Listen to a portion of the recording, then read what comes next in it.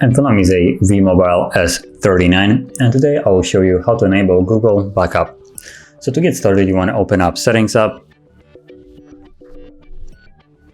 like so, and from there scroll down to Accounts, right here. Make sure you're connected to Wi-Fi. I'm not actually sure if I am. Let me see. No, I'm not. So I'm just gonna quickly connect to one.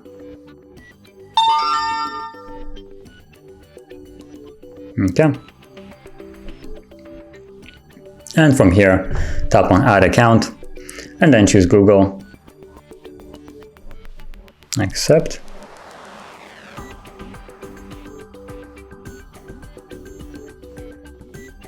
And from here, put in your email address. If you don't have one, you can always create one, as you can see right here. I already have one, so I'm going to use it.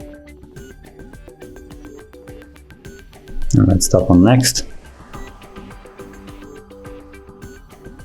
And I'm going to put in a password for it. So I'm going to do that off the screen.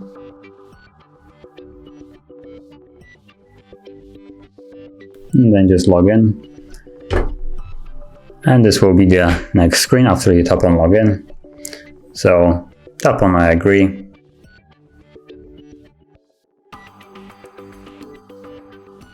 Make sure that the backup to Google Drive is enabled, as it is for me right now. And then just tap on Next.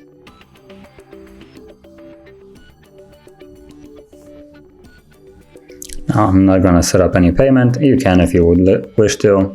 It's just a way of later on paying for things. Instead of with your card, you can pay it with your phone, or assuming it has NFC.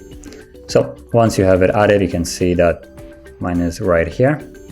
So all I need to do is just tap on the account. As you can see, this is the account that we have added. And from here we have a list of things that can sync between this account.